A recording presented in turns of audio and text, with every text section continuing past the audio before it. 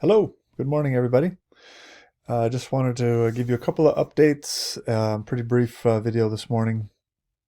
The test is tomorrow, covering both chapters 32 and 33. It is not on Lockdown Browser, just an FYI. Let's see.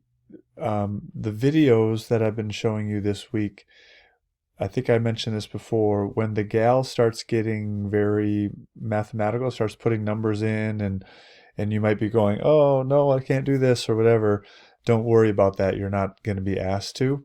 So just know the equations. You need to know Coulomb's law equation for this test, but you need to know it from a proportional standpoint.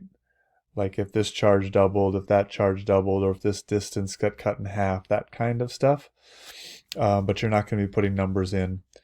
You should know the relative size of the constants for both Coulomb's law times 10 to the ninth and Newton's law of gravitation times 10 to the negative 11th.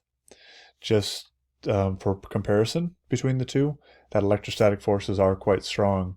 And I think I mentioned that in an earlier video as well. But let's see.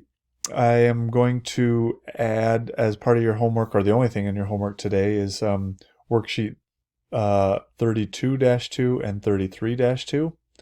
I don't have keys for them, as you remember, but if you have any questions on them, just pop in during the office hours today, which will be at 10:30, 12, and 1:30. So if any of those half-hour slots you want to ask some questions, getting ready for the test or whatever, that's when I'll be available for that. I'm available anytime, just text me or whatever, but on video, that's where I'll be, right in front of my computer. So one concept that we spend a fair amount of time on in demonstration, if we were in person, was charge polarization. And I don't think I mentioned this in an earlier video, but we take a balloon and we rub it against my shirt, and I hold it and I stick it against the wall or the cupboard door in the back. And I ask, why would a charged balloon, let's say it's a negatively charged balloon, rubbed against my shirt or sweater, why would it stick to a neutral door? Because if we assume the door has the equal numbers of positives and negative charges, so it's probably neutral, right? How would it stick to a neutral door?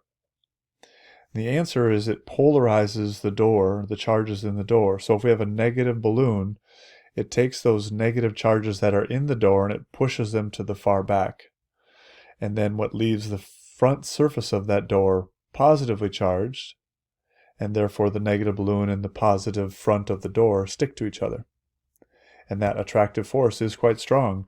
Obviously stronger than gravity, because if it weren't, gravity would win out and it would fall down. But it does stick to the door. So that's called charge polarization, when charges in an object separate. Usually it's just temporarily, and then when you take the balloon away, then the charges redistribute and it's back to a relatively neutral door, minus that little charge that stuck to the door when, by contact. But let's see. So that's charge polarization. It's the same concept that lightning, that occurs for lightning. You have a charged cloud coming overhead.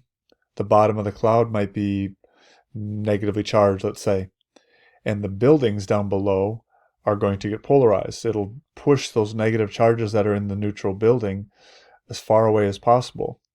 And if they can't separate that charge enough, the lightning will strike and it'll hit the tallest point in that building.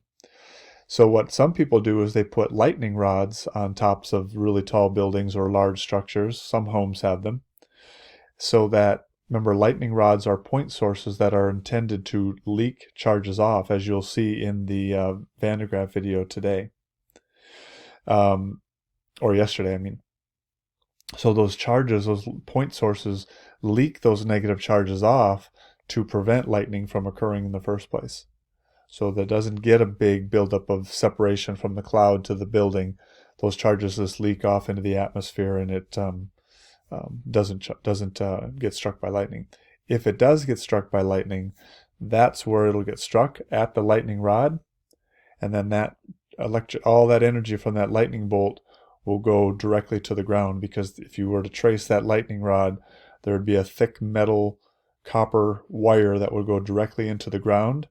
There would be about a half-inch diameter rod, maybe 8 to 10 feet long, driven into the ground. You can only see just the top of it, and that's where all the energy will go. And it's a lot of energy. It'll burn the ground, it'll burn the grass, it'll burn the bushes, it'll kill everything that's around it, because it's so hot, but it'll spare the house. So that's the idea behind a lightning rod.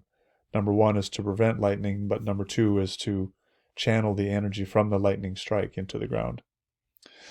So I think that's pretty much about it. Again, if you have any questions in preparation for the test, feel free to stop by during office hours. Keep me company. It gets kind of boring sitting here just looking in front of my video, hoping someone will come by. So feel free to stop by, and have a good day. See ya.